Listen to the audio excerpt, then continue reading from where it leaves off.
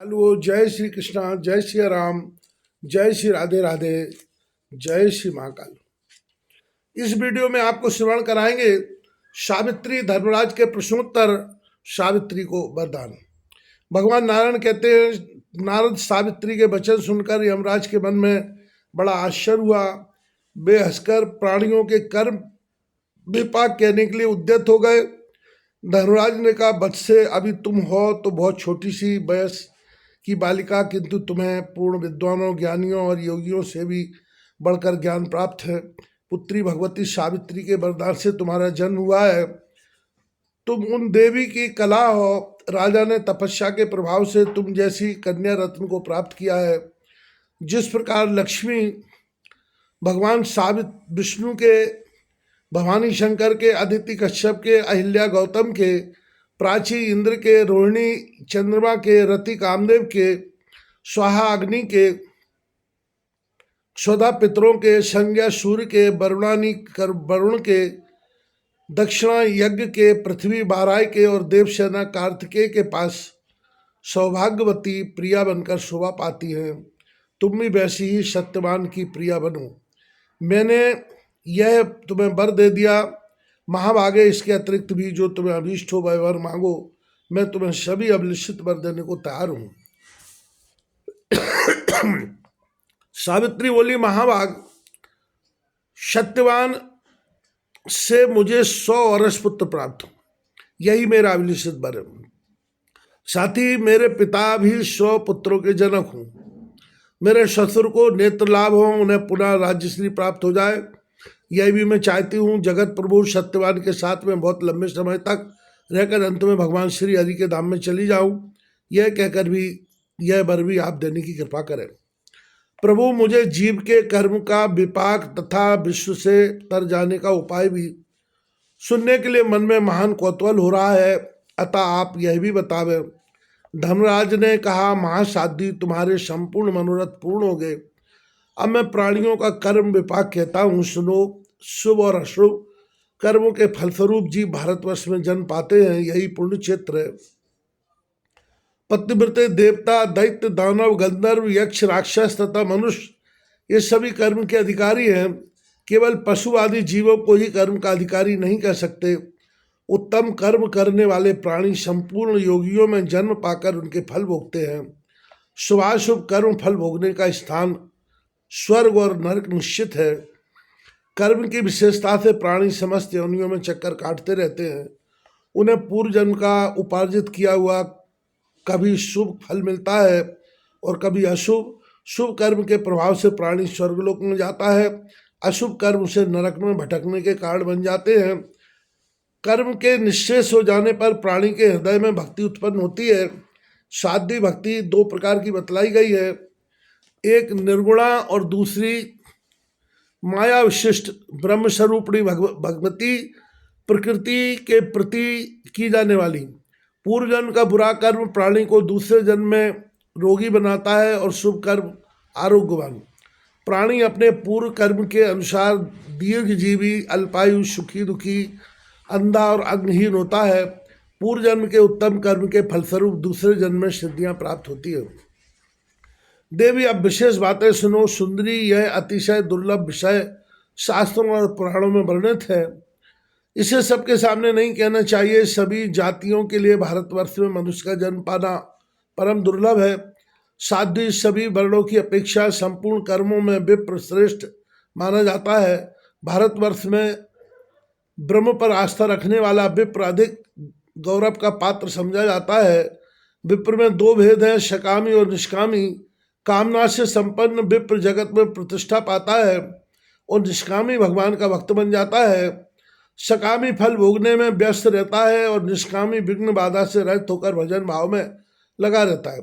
साध्वी ऐसा निष्कामी ध्वज शरीर त्याग कर भगवान के निरामय पद की प्राप्ति का अधिकारी हो जाता है। ऐसे निष्कामी व्यक्ति को संसार में बार बार आना जाना नहीं पड़ता। ध्वज भगवान श्री कृष्ण पूर्ण ब्रह्म परमेश्वर हैं। उनकी उपासना करने वाले भक्त पुरुष अंत में दिव्य शरीर धारण करके गोलोक में जाते हैं। सकामी वैष्णव पुरुष उच्च वैष्णव लोक में जाकर समयानुसार पुनः भारतवर्ष में लौट आते हैं। दुजातियों के कुल में उनका जन्म होता है। वे भी समयानुसार क्रमशः निष्काम भक्त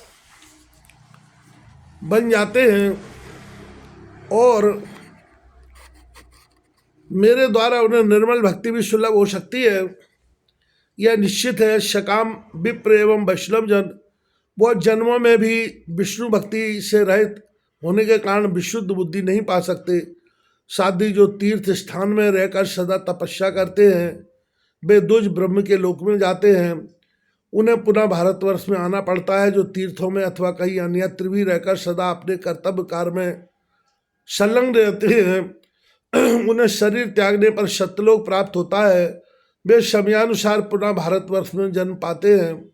अपने धर्म में निरत रहकर सूर्य की उपासना करने वाले विप्र सूर्यलोक में जाते हैं और उन्हें लौटकर भारतवर्ष में आना पड़ता है। जो धर्मात्मा पुरुष निष्काम भाव से मूल प्रकृति भगवती जगदम्बा की उपासना करते हैं वे दिव्य मणिद्वीप लोक में जाते हैं।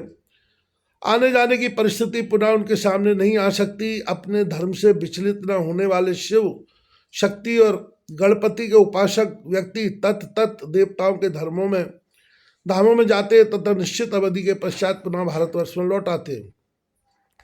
साध्वी अन्य देवताओं की उपासना करने वाले स्वधर्म परायण विप्र विभिन्न लोकों में जाते हैं, किंतु उन्हें पुनः भारतवर्ष में जन्म लेना पड़ता है। भगवान श्री हरि की उपासना करने वाले अपने धर्म से निरत निष्काम द्वज भक्ति के प्रभाव से भगवान के परम धाम में चले जाते हैं। जो अपने धर्म का पालन नहीं करते वे आचारहीन काम लोलुप लोग अवश्य नरक में जाते हैं। चारों ही वर्ण अपने धर्म में कटिबद्ध रहने पर ही शुभ कर्म का फल भोगने के लिए अधिकारी होते हैं।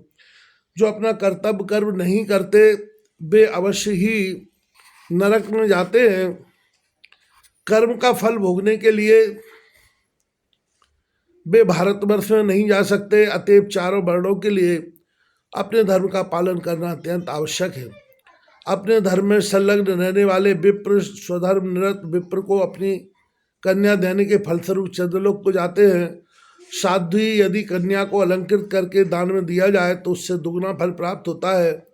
उस साधु पुरुष में यदि कामना हो तब तो वे चंद्रमा के लोक में जाते हैं। निष्काम भाव से दान करें तो वे भगवान विष्णु के परम धाम में पहुंच जाते हैं। गब्य दूध चांदी सुवर्ण वस्त्र घृत फल और जल विप्रों को देने वाले पुण्यात्मा पुरुष चंद्रलोक में जाते हैं। साध्वी एक मनवंतर तक वे वहाँ शुद्धापूर्वक निवास करते हैं। उस दान के प्रभाव से उन्हें सर्वोत्तम स्थान में निवास प्राप्त होता है।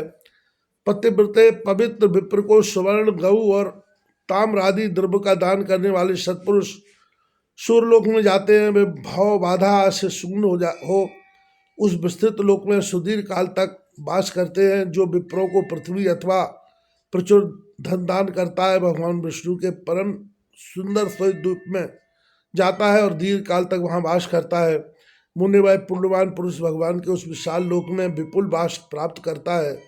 भक्तिपूर्वक विप्र को ग्रहदान करने वाले पुरुष भगवान विष्णु के सुखदायी लोक में दीर्घ काल के लिए प्रस्थान करते हैं। भगवान श्री हरि का वह विशाल लोक महान श्रेष्ठ है। वे उस लोक में उतने दिनों तक रहते हैं जितनी संख्या में उस दान ग्रह के रजकण हैं।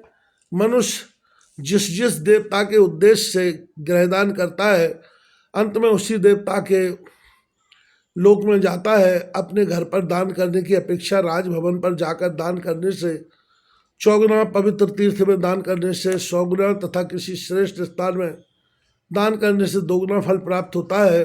यह ब्रह्मा जी का वचन है। समस्त पापों से मुक्त होने के लिए तड़ाक का दान करने वाला व्यक्ति रेणु पर्यंत वर्षों की अवधि लेकर जनलोक में जाता है। बावनी का दान करने से मनुष्य को सदा 10 गुना फल मिलता है। वह उस बावली दान से तड़ाक के दान का भी पूर्ण फल प्राप्त कर लेता है। तड़ाक का प्रमाण 4000 धनुष चौड़ा और उतना ही लंबा निश्चित किया गया है। इससे जो लघु प्रमाण में है वह बापी कही जाती है। सतपात्र को दी हुई कन्या 10 बापी के समान पूर्ण प्रदा होती है। यदि उस कन्या को अलंकृत करके दान दिया जाए तो 2 गुना फल मिलता है। तड़ाक के दान से जो पूर्ण फल प्राप्त होता है वही उसके जीर्णोद्धार से सुलभ हो जाता है। बापी के कीचड़ को दूर करने के लिए उसके निर्माण कराने जितना फल होता है, पतिव्रते जो पुरुष पीपल का वृक्ष लाकर उनकी प्रतिष्ठा करता है, वह हजारों हजारों वर्षों के लिए भगवान विष्णु के लोक में जाता है। सावित्री जो संपूर्ण प्राणियों के लिए पुष्पोद्यान लगाता है, वह 10,000 वर्षों तक ध्रुवलोक में प्रस्थान पाता है। पतिव्रते विष्णु के उद्देश्य से विमान का दान करने वाला एक मनवंतर तक विष्णु लोक में वास करता है। यदि वह विमान विशाल और चित्रों से सुसज्जित किया गया हो तो उसके दल से चौगुना फल प्राप्त होता है। शिक्षक का दान में उससे आधा फल होना निश्चित है। शिविका दान में उससे आधा फल प्राप्त होना निश्चित है। जो पुरुष भक्तिपूर्वक भगवान श्री के हरि के उद्देश्य से देवालय दान करता है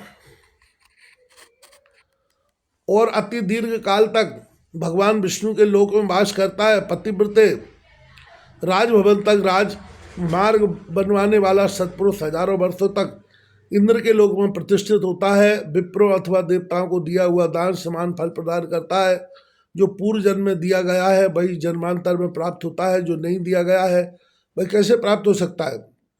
पुण्यवान पुरुष स्वर्गीय सुख भोगकर भारत वर्ष में जन्म पाता है, उसके क्रमशः उत्तम से उत्तम विप्र कुल में जन्म लेने का सौभाग्य प्राप्त होता है। पुण्यवान विप्र स्वर्गलोक भोगने के अनंतर पुनः विप्र ही होता है।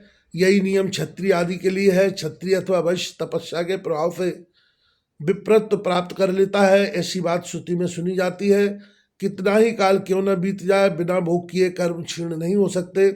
अपने किए हुए शुभ और अशुभ कर्मों का फल प्राणियों को अवश्य भोगना पड़ता है।